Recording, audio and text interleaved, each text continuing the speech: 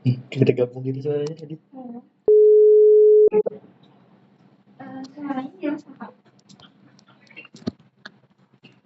Halo, suaranya jelas aja kak? Jelas. Oke, sebentar ya kak.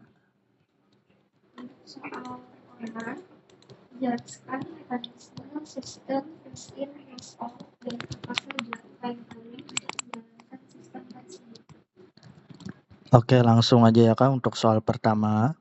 Jelaskan mekanisme sistem pipo first in first out dan apa saja upaya kalian untuk menjalankan sistem tersebut. Pertama itu mengecek kembali barang yang ingin dikeluarkan. Kalau misalkan HP itu emailnya atau misalkan ada tanggalnya yang tertera di box HP-nya, itu bisa jadi patokan. Atau yang mau lebih pasti lagi itu dicek di SHP, buka yang di emailnya itu. Dipastikan tanggalnya itu tanggal yang lebih dulu masuk, yang paling atas. Itu yang pertama kali dikeluarkan. Sama juga sebisa mungkin menata stok yang ada itu dari mulai yang paling mudah dijangkau, itu yang tanggal yang paling pertama datang.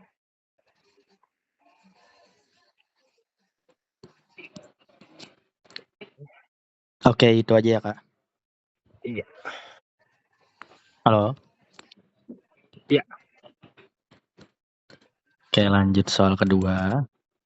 Coba sebutkan apa saja dampak negatif jika staf gudang tidak melakukan stock of name secara berkala, minimal 3.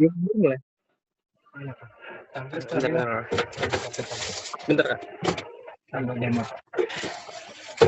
Boleh diulang nggak? Oke, diulang ya. Coba sebutkan apa saja dampak negatif jika staf gudang tidak melakukan stock of name secara berkala, minimal 3. Pertama itu stok barang itu menjadi plus minus. Yang kedua, staf gudang itu jadi kurang tahu tentang barang apa saja yang ada yang baru masuk atau barang yang sudah lama yang tidak keluar itu.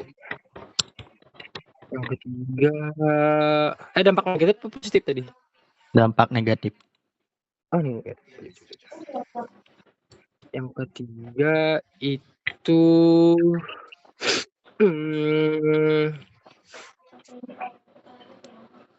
stok barang jadi tidak menentu.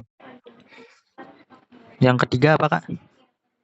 Stok barang jadi tidak menentu atau kayak jadi berantakan kayak gitu.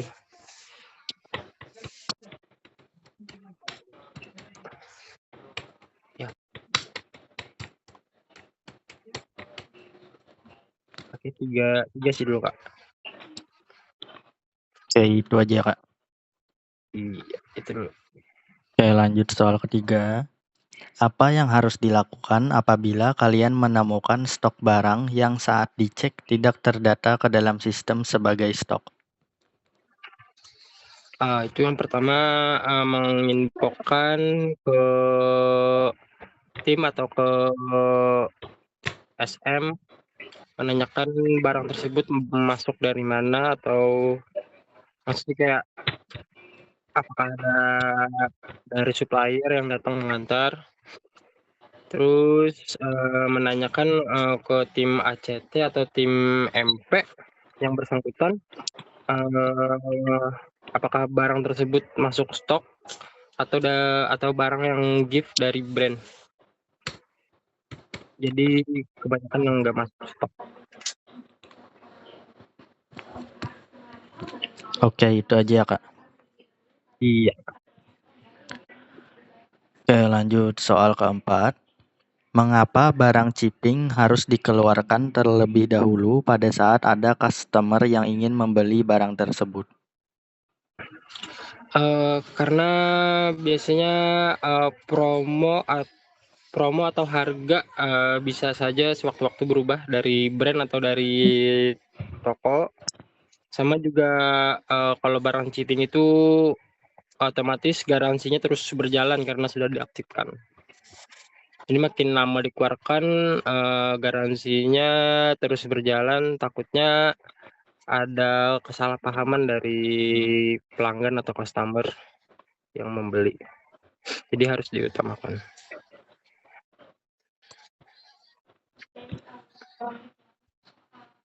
Oke, lanjut soal terakhir. Jika ada barang fresh yang dikeluarkan terlebih dahulu, tetapi stok barang chipping masih ada, berapa denda yang kalian harus bayarkan? Kalau kada salah itu 10.000 per unitnya. 10.000 per unit ya, Kak? Iya. Misalkan ada 2 barang fresh yang keluar di hari yang sama itu 20.000 aja dia. Oke, untuk tesnya sudah selesai ya, Kak. Tapi ada beberapa jawaban yang perlu dikoreksi. Soal pertama, jelaskan mekanisme sistem FIFO first in first out dan apa saja upaya kalian untuk menjalankan sistem tersebut. Untuk mekanisme sistem FIFO adalah mengeluarkan barang yang pertama kali masuk untuk dikeluarkan terlebih dahulu. Upaya yang harus dilakukan untuk menjalankan sistem FIFO adalah dengan memberi label tanggal masuk, pengecekan persediaan stok, dan melakukan rotasi stok secara teratur. Terus untuk kedua, coba sebutkan apa saja dampak negatif jika staf gudang tidak melakukan stok off-name secara berkala minimal 3. Pertama, ketidakakuratan stok yang dapat menyebabkan kelebihan atau kekurangan barang, yaitu selisih. Kedua, kesulitan dalam memenuhi permintaan pelanggan. Ketiga, risiko kehilangan atau pencurian barang yang tidak terdeteksi. Dan keempat, kerugian finansial akibat stok yang tidak terkontrol. Terus untuk soal ketiga, apa yang harus dilakukan apabila kalian menemukan stok barang yang saat dicek tidak terdata ke dalam sistem sebagai stok? Pertama, lakukan pengecekan di sistem SAP di Inventory Audit Report untuk memastikan apakah barang tersebut sudah diinput atau belum. Kedua, koordinasi KMP terkait apakah unitnya merupakan barang stok jual atau sebagai gift. Dan terakhir, setelah itu konfirmasi ke SM atau akunting untuk tindakan selanjutnya.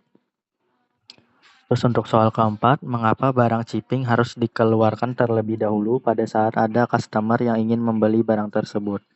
Karena barang yang telah di-chipping wajib dikeluarkan terlebih dahulu untuk menghindari denda aging chipping.